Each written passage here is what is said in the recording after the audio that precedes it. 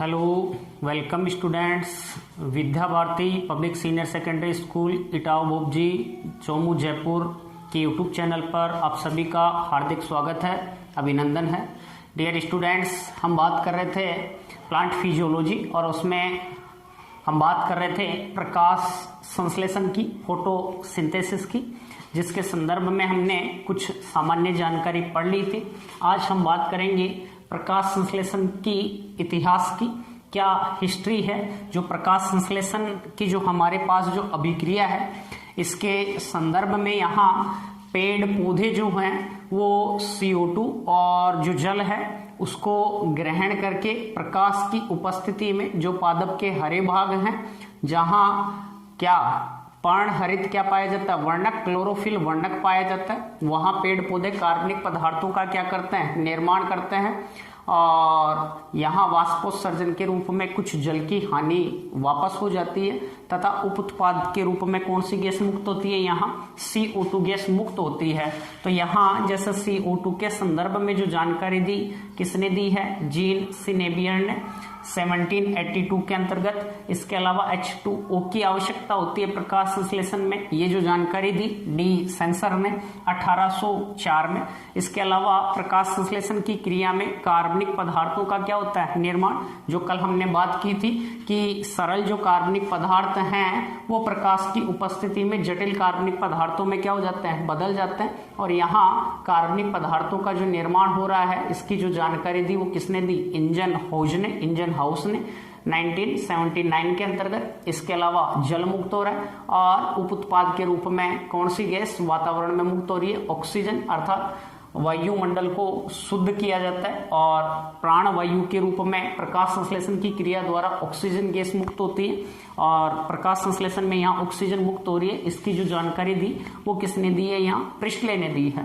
तो स्टूडेंट्स ध्यान दीजिए, हम यहाँ पूरा जो प्रकाश संश्लेषण है इसकी हिस्ट्री की बात करें तो सबसे पहले यहाँ हम जानते हैं कि हुमसवाद आया सबसे पहले। हुमसवाद, और हुमसवाद का जो प्रतिपादन किया था वो किया था यहाँ अरस्तु व उनके शिष्य थे थियोफ्रेस्टस, जिन्हें पादप कार्यकी का जिन्हें वनस्पति विज्ञान का जनक कहते हैं, थियोफ्रेस्टस।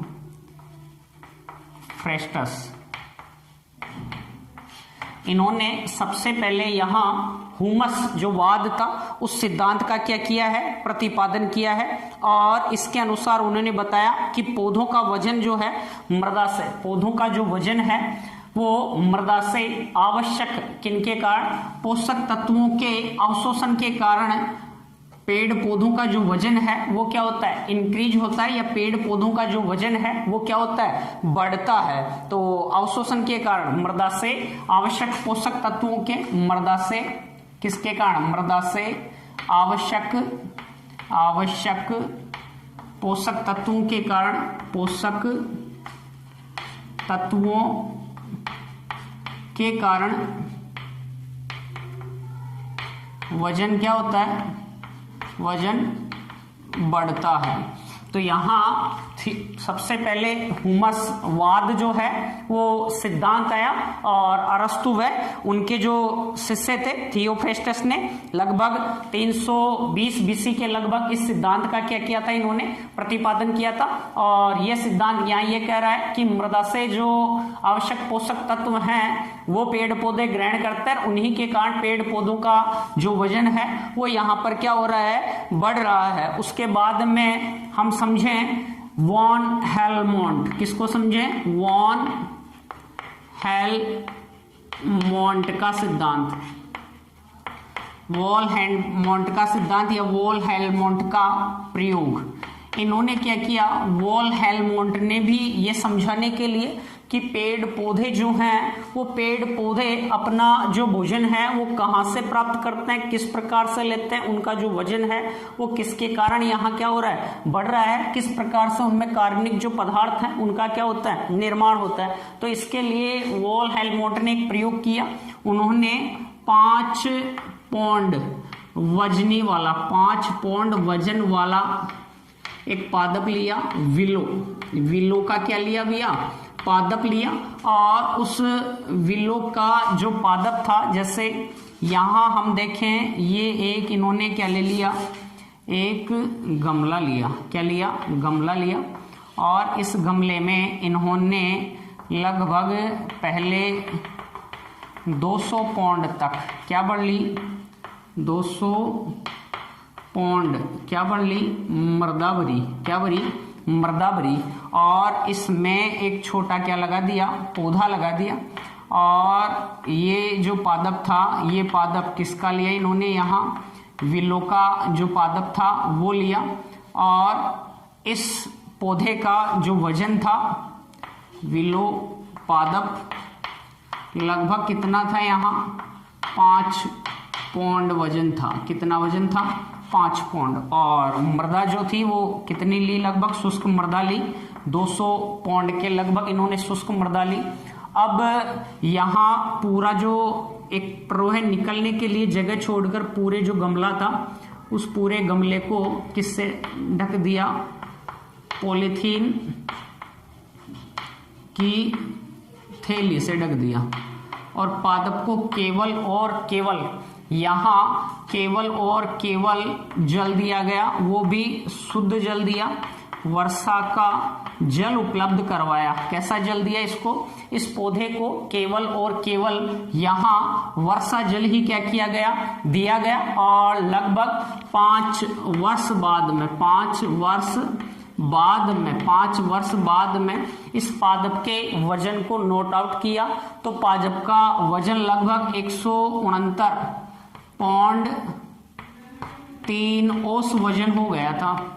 जबकि जो मृदा थी, मृदा के भार में लगभग हम देखें तो कुछ औंस की क्या आई, कमी आई, ज्यादा कमी यहाँ मृदा के भार में हमें देखने को नहीं मिली। और इस संपूर्ण प्रयोग के आधार पर जो वॉन हेलमोंट थे, उन वॉन हेलमोंट ने यहाँ समझाने का प्रयास किया कि जो पेड़ पौधे हैं, वो पेड़ पौधे यहाँ पर क्या करते हैं, भोजन जो है वो भोजन केवल और केवल कहाँ से ले रहे हैं, जल के द्वारा। कहां से ले रहे हैं, जल के द्वारा।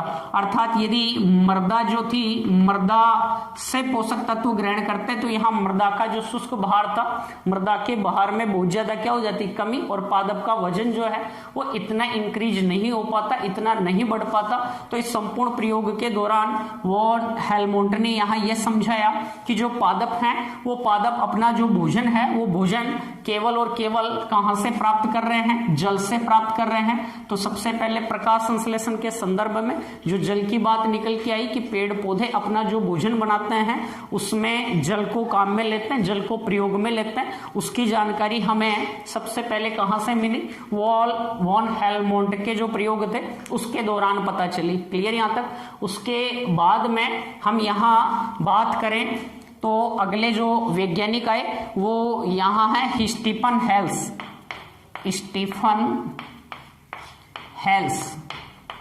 और स्टीफन हेल्स 1772 में स्टीफन हेल्स ने यहाँ समझाया कि जो पेड़ पौधे हैं, वो पेड़ पौधे जो भोजन है वो वायु और किसकी उपस्थिति में, वायु व प्रकाश के महत्व की जानकारी दी। अर्थात पेड़ पौधे जो यहाँ भोजन का निर्माण कर रहे हैं वह वायु और किसकी उपस्थिति में बनाते हैं, प्रकाश की उपस्थिति में भोजन का क्या करते हैं, निर्माण करते हैं। ये जो जानकारी थी, ये जानकारी किसने दी, स्टीफन हेल्स ने। तो यहाँ स्टीफन हेल्स ने सबसे पहले समझाया कि पेड़ पौधे भोजन बनाने के लिए उन्हें वायु और प्रकाश की भी क्या पड़ती है, आवश्यकता पड़ती है। इसके बाद में हम बात करें तो आते हैं प्रिस्टले। कौन आते हैं, प्रिस्टले, जिनका पूरा नाम है जोसेफ। कौन है, जोसेफ प्रिस्टले। और इन्होंने अपना जो सिद्धांत दिया 1972 के अंतर्गत इन्होंने जोसेफ प्रिस्टले ने यहाँ एक जानकारी दी कि पेड़ पौधे जो हैं वो प्रकाश संश्लेषण की क्रिया के दौरान वायुमंडल को क्या करते हैं, शुद्ध करते हैं और वातावरण में ऑक्सीजन गैस, कौन सी गैस मुक्त करते हैं, ऑक्सीजन गैस को क्या करते हैं, मुक्त करते हैं। इन्होंने बताया कि जीव जंतुओं द्वारा दूषित की गई या अशुद्ध की गई जो वायु है उस वायु को पेड़ पौधों द्वारा क्या किया जाता है, शुद्ध किया जाता है। इसके लिए यहाँ जो जोसेफ प्रिस्टले हैं, इन जोसेफ प्रिस्टले ने अब एक प्रयोग द्वारा इसको समझाया कि जीव जंतुओं द्वारा जो दूषित की गई या अशुद्ध की गई जो वायु है उससे पेड़ पौधों द्वारा क्या किया जाता है, शुद्ध किया जाता है, प्योरीफाई किया जाता है। किस प्रकार से समझाया, ध्यान दो।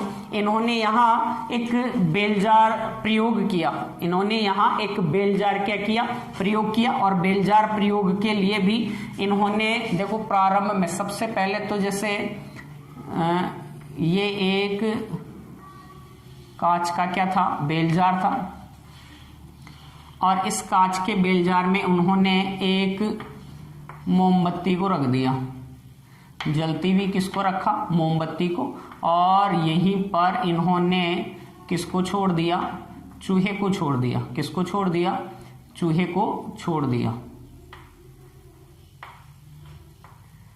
और कुछ समय पश्चात देखा तो जो मोमबत्ती थी वो मोमबत्ती भी यहाँ पर क्या हो गई, बुझ गई। मोमबत्ती भी यहाँ पर क्या हो जाती है, बुझ जाती है। और जो चूहा है उस चूहे की भी यहाँ क्या हो जाती है, मृत्यु हो जाती है। चूहा भी यहाँ क्या हो गया, मर गया। और जो मोमबत्ती यहाँ इन्होंने जला रखी थी वो मोमबत्ती भी यहाँ क्या हो गई, बुझ जाती है। अर्थात यहाँ से हम ये समझते हैं कि जो जीव हैं उनको जीवित रहने के लिए वायु की क्या होती है, आवश्यकता, और जो मोमबत्ती है उसको जलने के लिए भी वायु की क्या होती है, आवश्यकता होती है।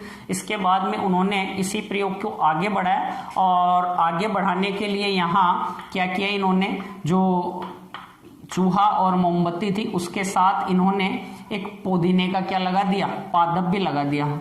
गमले में यहाँ एक पुदीने का क्या लगा दिया, पादप भी इन्होंने लगा दिया।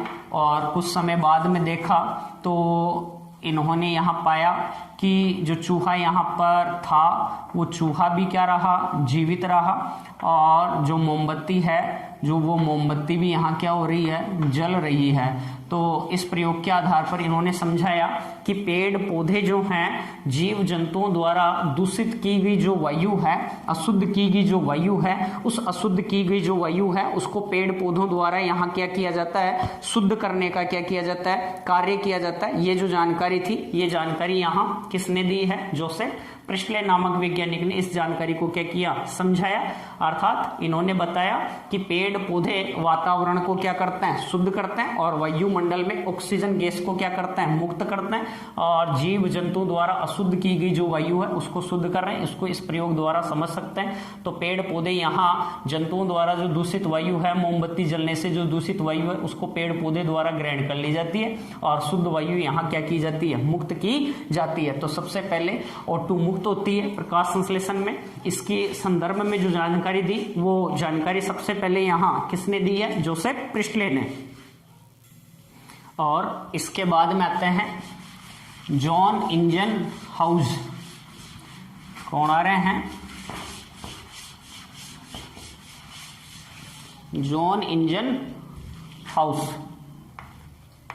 जॉन इंजन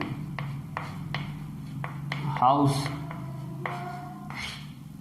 1979 के अंतर्गत। और यहाँ जॉन इंजन जो हाउस थे, इन्होंने प्रकाश संश्लेषण में हरे वर्णक व प्रकाश के महत्व को बताया। तो सबसे पहले प्रकाश संश्लेषण में हरे वर्णक का महत्व और प्रकाश की जो रिक्वायरमेंट है उसके संदर्भ में जो जानकारी दी वो सबसे पहले यहाँ किन्होंने दी है, जॉन इंजनहाउस नामक वैज्ञानिक ने दी है। इन्होंने बताया कि पौधे के हरे जो भाग हैं वहां पर, हरे जो भाग हैं वहां पर जो वायु है उस वायु को क्या किया जाता है, शुद्ध किया जाता है। अर्थात हरे जो भाग हैं उन हरे भागों में ही वायु को क्या किया जाता है, शुद्ध किया जाता है। और वो भी किसकी उपस्थिति में, प्रकाश की उपस्थिति में ही पादप के जो हरे भाग हैं उन्हीं के द्वारा वायु को क्या किया जाता है, शुद्ध किया जाता है। अर्थात प्रकाश संश्लेषण की जो क्रिया है पादप के कौन से भागों में, हरे भागों में ही संपन्न होती है। इन्होंने जोसेफ प्रिस्टले के प्रयोग को ही क्या किया, आगे बढ़ाया और एक बार उन्होंने जो परीक्षण था उसको प्रकाश में रखा। तो प्रकाश में रखा तो जो ऑक्सीजन है वो क्या होती है, मुक्त होती है, जबकि जब अंधेरे में रखा तो ऑक्सीजन वहां क्या नहीं हो रही है, मुक्त नहीं हो रही है। इसके संदर्भ में उन्होंने बताया कि पेड़ पौधे जो हैं वो प्रकाश की उपस्थिति में तो वायु को क्या करते हैं, शुद्ध करते हैं, और प्रकाश की अनुपस्थिति में वायु को क्या करते हैं, अशुद्ध करते हैं या दूषित करने का क्या करते हैं, कार्य करते हैं। जब प्रकाश संश्लेषण की क्रिया नहीं हो रही है तब वह श्वसन द्वारा क्या मुक्त कर रहे हैं, वहां CO2। लेकिन जब प्रकाश संश्लेषण होता है तो प्रकाश संश्लेषण की क्रिया के दौरान क्या CO2 तो ले लेते हैं, कौन सी गैस मुक्त करते हैं, ऑक्सीजन गैस मुक्त करते हैं। इन्हीं प्रयोग को या इसी प्रयोग को इन्होंने आगे बढ़ाते हुए जलीय किन में किया, पादपों के अंतर्गत किया। जैसे जलीय कोई क्या ले लिया, इन्होंने पादप ले लिया और यहाँ एक क्या लगा दी, परख नली लगा दी, और यहाँ जल में कोई जलीय क्या है, पादप है।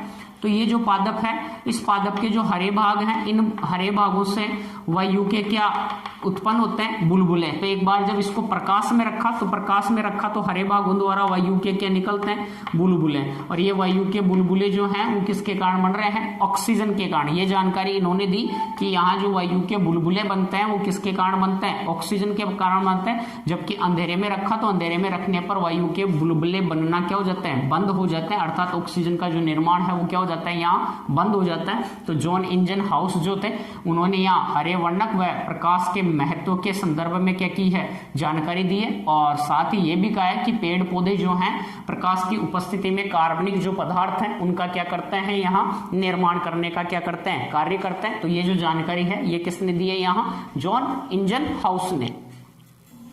और इसके बाद में आए यहाँ जीन सिनेबियर। कौन आए, जीन सिनेबियर। और इसके बाद में हम समझे जूलियस वॉन मेयर। यहां सबसे पहले हम देखें जीन सिनेबियर की। तो इन्होंने 1782 के अंतर्गत अब अपनी जो जानकारी है वो दी। और इन्होंने यहाँ बताया कि जो पेड़ पौधे हैं वो पेड़ पौधे यहाँ जो ऑक्सीजन मुक्त कर रहे हैं या वायु को जो पेड़ पौधों द्वारा क्या किया जा रहा है, शुद्ध किया जा रहा है। शुद्ध करने की जो क्षमता है पेड़ पौधों द्वारा वायु को शुद्ध करने की क्षमता, वायु को शुद्ध करने की क्षमता किस पर निर्भर करती है, CO2 की सांद्रता पर निर्भर करती है। CO2 की सांद्रता पर निर्भर करती है। अर्थात CO2 की सांद्रता जितनी अधिक मिलेगी पेड़ पौधे, या CO2 की सांद्रता जितनी अधिक होगी पेड़ पौधों में प्रकाश संश्लेषण उतना ही अधिक होगा। पेड़ पौधे वायु को या उतनी अधिक मात्रा में ऑक्सीजन मुक्त करेंगे और वायु को क्या करेंगे, शुद्ध करेंगे।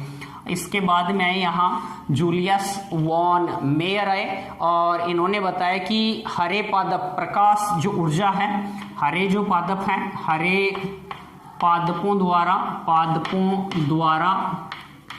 प्रकाश ऊर्जा को रासायनिक ऊर्जा में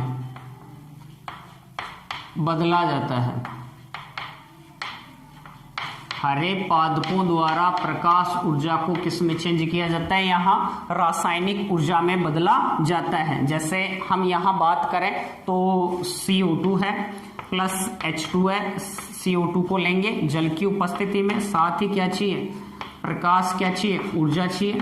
और प्रकाश ऊर्जा की उपस्थिति में ये किसका निर्माण कर लेते हैं, कार्बनिक क्या बनाते हैं, पदार्थ का क्या करते हैं, निर्माण करते हैं। प्लस यहाँ इनके द्वारा कौन सी गैस मुक्त हो रही है, प्रकाश संश्लेषण की क्रिया में ऑक्सीजन जो गैस है वो क्या होती है, मुक्त हो रही है। तो ये कार्बनिक क्या बन गए, पदार्थ बन गए। ठीक है, और जैसे ग्लूकोज या कार्बोहाइड्रेट का क्या होता है, निर्माण होता है। तो जूलियस वॉन मेयर ने सबसे पहले यहाँ ये समझाया कि हरे जो पादप हैं, इन हरे पादपों द्वारा प्रकाश ऊर्जा जो है उस प्रकाश ऊर्जा को किस में चेंज किया जाता है, रासायनिक ऊर्जा में बदलने का क्या किया जाता है, कार्य किया जाता है। क्लियर यहाँ तक, या आगे और देखें हम। इसके बाद में आता है एफ ब्लैकमैन, एफ ब्लैकमैन या काला आदमी। तो एफ जो ब्लैकमैन थे, इन्होंने 1905 में अपनी जानकारी दी। इन्होंने यहाँ ये बताया कि जो पेड़ पौधे हैं वो पेड़ पौधे प्रकाश संश्लेषण में, पेड़ पौधे प्रकाश संश्लेषण में प्रकाश रासायनिक, पेड़ पौधों में केवल प्रकाश रासायनिक अभिक्रिया ही नहीं हो रही है, पेड़ पौधों द्वारा प्रकाश संश्लेषण की क्रिया में प्रकाश रासायनिक अभिक्रिया के साथ साथ जैव रासायनिक जो अभिक्रिया है वो भी क्या होती है, संपन्न होती है। जहां प्रकाश रासायनिक जो अभिक्रिया है उसमें प्रकाश की आवश्यकता होती है, जिसे प्रकाशिक अभिक्रिया कहा जाता है, और जैव रासायनिक अभिक्रिया जो है उसमें प्रकाश की आवश्यकता नहीं होती है। उसमें प्रकाश रासायनिक अभिक्रिया के दौरान जो ऊर्जा का निर्माण होता है उस ऊर्जा का उपयोग जैव रासायनिक अभिक्रिया में किया जाता है और CO2 का क्या किया जाता है, अपचयन किया जाता है, जिसे अप्रकाशिक अभिक्रिया भी कहा जाता है। तो इस प्रकार से यहाँ सबसे पहले एफ ब्लैकमैन आए और इन एफ ब्लैकमैन ने यहाँ बताया कि प्रकाश संश्लेषण की क्रिया में केवल प्रकाशिक अभिक्रिया ही नहीं हो रही है, प्रकाश रासायनिक अभिक्रिया के साथ साथ यहाँ जैव रासायनिक क्या होती है, अभिक्रिया भी हमें देखने को मिलती है, जिसमें जो प्रकाश रासायनिक अभिक्रिया है उस प्रकाश रासायनिक अभिक्रिया के लिए तो इन्होंने शब्द काम में लिया प्रकाशिक अभिक्रिया, जहां प्रकाश की रिक्वायरमेंट होती है, और इसे अप्रकाशिक अभिक्रिया कहा जहां CO2 का क्या होता है, अपचयन होता है। प्रकाश रासायनिक अभिक्रिया के दौरान जो जल का विघटन होता है उसके दौरान जो ऊर्जा बनती है उस ऊर्जा का उपयोग CO2 के किस में किया जाता है, अपचयन में किया जाता है। इस प्रकार यहाँ एफ जो ब्लैकमैन थे, इन एफ ब्लैकमैन ने ही प्रकाशिक और अप्रकाशिक अभिक्रिया की क्या दी, जानकारी दी। मैंने अप्रकाशिक अभिक्रिया को समझाया और इसीलिए इन्हें इनका नाम के आधार पर इन्हें अप्रकाशिक अभिक्रिया का, इन्होंने ही एक सीमाकारी कारक का नियम भी दिया था, सीमाकारी कारक का नियम भी क्या किया था, दिया था। अर्थात प्रकाश संश्लेषण की क्रिया में सभी चीजें उपस्थित हैं, लेकिन जिस पदार्थ की मात्रा सबसे कम होती है उसके ऊपर प्रकाश संश्लेषण की क्रिया निर्भर करती है, और वो यहाँ सीमाकारी का क्या करता है, कार्य करता है, और प्रकाश संश्लेषण की क्रिया को क्या करता है, प्रभावित करने का काम करता है। इनके बाद में आए यहाँ CB वॉन नील का प्रयोग समझे हम। CB वॉन नील, इन्होंने बैक्टीरियल प्रकाश संश्लेषण की जानकारी दी और ग्रीन सल्फर जो जीवाणु थे उन पर प्रयोग किया। कौन आए, CB वॉन नील, और इन्होंने जो जानकारी दी थी अपनी वो दी लगभग 1930 के लगभग, और इन्होंने किन पर, प्रकाश संश्लेषी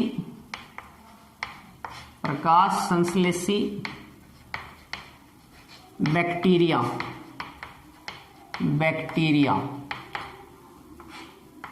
किस पर, ग्रीन सल्फर बैक्टीरिया पर अपना क्या किया, प्रयोग किया। और इसके आधार पर इन्होंने समझाया कि पेड़ पौधे जो प्रकाश संश्लेषण की क्रिया में पेड़ पौधों द्वारा जो ऑक्सीजन मुक्त होती है वो जल के अणु के विघटन से होती है।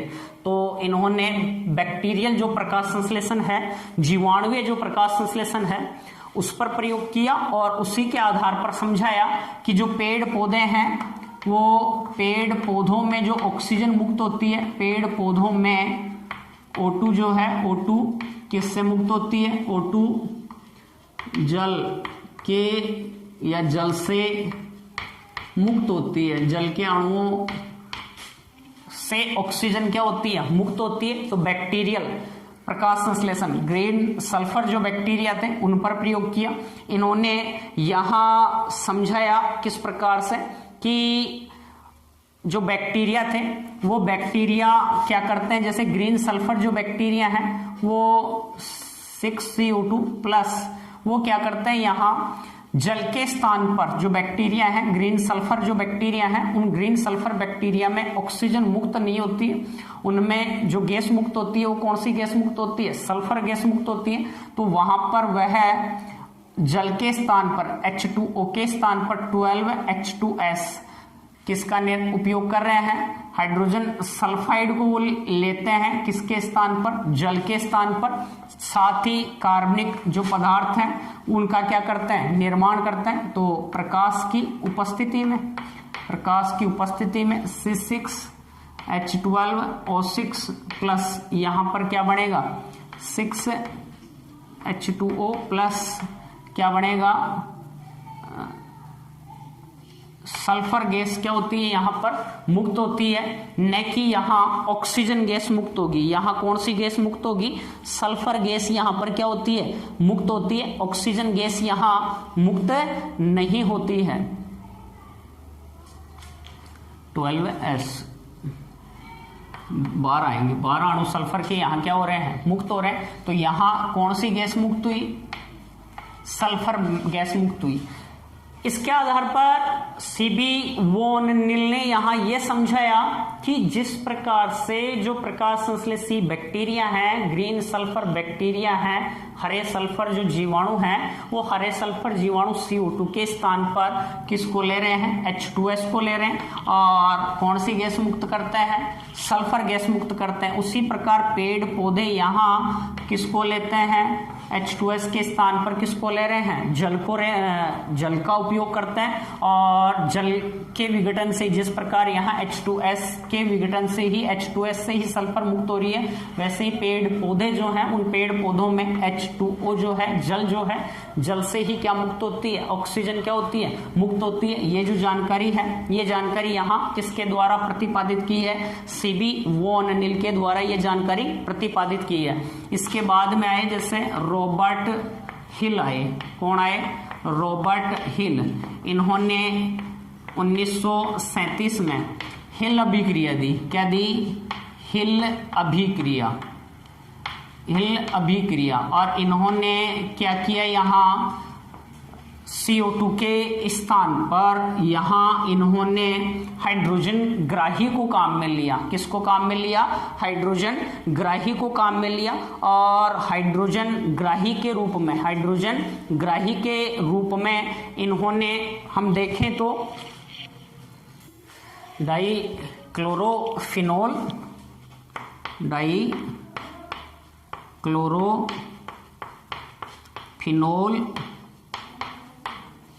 इंडोफिनोल को क्या किया? काम में लिया। डाइक्लोरोफिनोल, इंडोफिनोल को क्या किया? काम में लिया। ये एक क्या है? हाइड्रोजन ग्राही है। इसी प्रकार प्रकाश संश्लेषण की क्रिया में NADP एक प्राकृतिक हाइड्रोजन क्या है? ग्राही का क्या करता है? कार्य करता है। तो यहाँ हाइड्रोजन जो ग्राही है इसको हम जैसे 2A के द्वारा क्या करते हैं? नोट आउट करते हैं या दर्शाते हैं। तो यहाँ जो हाइड्रोजन ग्राही को लिया हमने, अर्थात CO2 के स्थान पर क्लोरोफिल है और CO2 के स्थान पर यहाँ केवल क्या लिया? हाइड्रोजन ग्राही प्लस क्या लिया? जल उपस्थित है हमारे पास और अब अभिक्रिया हम करवा के देखते हैं। तो 2AH2 ये हाइड्रोजन को ग्रहण कर लेता है, साथ ही यहाँ क्या मुक्त हो जाती है, ऑक्सीजन क्या हो जाती है, मुक्त हो जाती है। अर्थात बिना जो CO2 है, CO2 के बिना भी, CO2 की अनुपस्थिति में भी यहाँ O2 का क्या होता है, निर्माण होता है। CO2 की अनुपस्थिति में भी यहाँ O2 का क्या होता है, निर्माण होता है। तो यहाँ क्लोरोफिल के साथ हमने किसको काम में लिया, हाइड्रोजन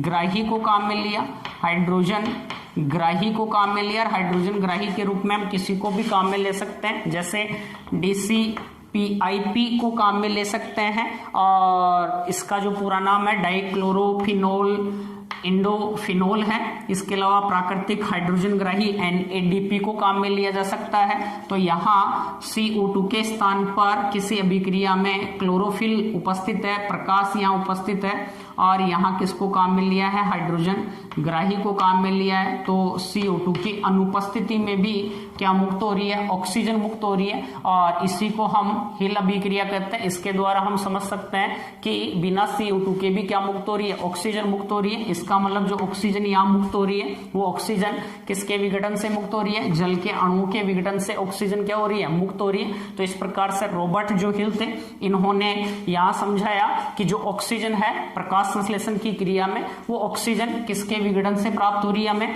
जल के अणुओं का जो विघटन हो रहा है उसके द्वारा ही हमें जो ऑक्सीजन है या O2 जो है वो क्या हो रही है, मिल पा रही है, या O2 क्या होती है, बाहर की तरफ क्या होती है, निष्कासित होती है, या प्रकाश संश्लेषण की क्रिया में ऑक्सीजन क्या होती है, मुक्त होती है, या ऑक्सीजन निकलती है। इसके बाद में हम देखें तो एक है S रूबेन व M कामेन। S रूबेन व M कामेन, इन्होंने भी यहाँ ये समझाने का प्रयास किया या ये समझाया कि जो प्रकाश संश्लेषण की क्रिया है, उस प्रकाश संश्लेषण की क्रिया में जो ऑक्सीजन है वो जल से क्या होती है, मुक्त होती है। ऑक्सीजन जल के अणुओं के विघटन से ही क्या होती है, मुक्त होती है। इसके लिए इन्होंने प्रकाश संश्लेषण की क्रिया में 6CO2 + 12H2O क्या बना, C6H12O6 + 6H2O + 6O2। तो यहाँ इन्होंने रेडियो समस्थानिक O18 युक्त जल को क्या किया, काम में लिया। तो साथ ही यहाँ जो CO2 है, CO2 में जो ऑक्सीजन है वो रेडियो समस्थानिक 16 युक्त है। तो रेडियो समस्थानिक 16 का यहाँ प्रयोग किया किसमें, CO2 के लिए। और जल के लिए रेडियो एक्टिव ऑक्सीजन कितनी, O18 को काम में लिया। और इसके बाद में देखा कि यहाँ जो ऑक्सीजन है वो किससे प्राप्त होती है, तो यदि CO2 से प्राप्त होगी तो ऑक्सीजन जो होगी वो रेडियो चिन्हित O16 वाली होगी, लेकिन यदि जल से प्राप्त होगी तो रेडियो एक्टिव O18 युक्त होगी। तो यहाँ जो ऑक्सीजन प्राप्त हुई वो रेडियो एक्टिव O18 युक्त ऑक्सीजन यहाँ क्या होती है, प्राप्त होती है। इसके अलावा यहाँ जो ऑक्सीजन थी ये ऑक्सीजन O16 रेडियो एक्टिव थी। इस प्रकार से S रूबेन व M जो कॉमेन थे, इन्होंने यहाँ ये समझाया कि प्रकाश संश्लेषण की क्रिया में जो ऑक्सीजन है वो कहाँ से मुक्त हो रही है, जल के अणुओं के विघटन से मुक्त हो रही है या जल से मुक्त होती है। इसके अलावा इसी प्रयोग को हम उल्टा करके भी समझा सकते हैं कि यहाँ CO2 में जो ऑक्सीजन थी उसको तो रेडियो समस्थानिक O18 युक्त कर दिया, और जो जल था उसमें जो ऑक्सीजन थी उसको रेडियो एक्टिव 16 युक्त कर दिया। तो यहाँ हमने जब देखा तो C6H12O6 + 6H2O + 6O2, तो जो ऑक्सीजन यहाँ मुक्त हो रही थी वो रेडियो एक्टिव कितनी, 16 युक्त, अर्थात जो जल था उसके विघटन से ही ऑक्सीजन मुक्त होती है, जबकि ये जो थी ये 18 समस्थानिक युक्त थी। इस प्रकार से यहाँ ये समझ सकते हैं कि S रूबेन व S कॉमेन ने यहाँ ये समझाया कि प्रकाश संश्लेषण की क्रिया में जो ऑक्सीजन मुक्त हो रही है वो जल के अणुओं के विघटन से ही मुक्त होती है। इसके बाद में केल्विन और बेंसन, इन्होंने प्रकाश संश्लेषण की क्रिया में जब CO2 का अपचयन होता है तो रेडियो एक्टिव कार्बन 14 के आधार पर C3 साइकिल की क्या की थी, खोज की थी। तो केल्विन और बेंसन जो थे उन्होंने C3 चक्र को समझाया। उसके बाद में हेच और स्लेक आते हैं, इन्होंने पेड़ पौधों में C4 चक्र को क्या किया, समझाया। तो यहाँ प्रकाश संश्लेषण की जो प्रक्रिया थी, इस प्रक्रिया में अलग अलग वैज्ञानिकों का क्या रोल है और किन किन वैज्ञानिकों ने प्रकाश संश्लेषण के संदर्भ में अपने अपने मत दिए हैं, किस प्रकार से प्रकाश संश्लेषण की जो अभिक्रिया है वो हमारे पास पूर्ण रूप से निकल के आती है कि प्रकाश संश्लेषण की क्रिया में कार्बनिक पदार्थ बन रहे हैं, जल और ऑक्सीजन यहाँ उप उत्पाद के रूप में क्या होती है, मुक्त होती है। तो आज का जो लेक्चर है वो यहीं तक हम समाप्त करते हैं। अगला जो वीडियो होगा उसमें हम बात करेंगे कि प्रकाश संश्लेषण की जो क्रिया है वो कहाँ संपन्न होती है। बार बार हमने यहाँ बात की है किसकी, क्लोरोफिल की बात की है, क्लोरोफिल की बात की है। प्रकाश की उपस्थिति में ही पादप के जो हरे भाग हैं वहां प्रकाश संश्लेषण की क्रिया होती है। तो जो पर्णहरित जो वर्णक हैं वो कहाँ पाए जाते हैं, तो यहाँ अगला जो वीडियो होगा उसमें पढ़ेंगे प्रकाश संश्लेषण के का स्थल क्या है, और स्थल में हम जानेंगे कि जो हरित लवक है उसकी जो स्ट्रक्चर है वो क्या है और किस प्रकार से वहाँ क्लोरोफिल अणु पाए जाते हैं और प्रकाश को यहाँ किस प्रकार से अवशोषित किया जाता है। क्लियर? धन्यवाद सभी को। जय हिंद, जय भारत।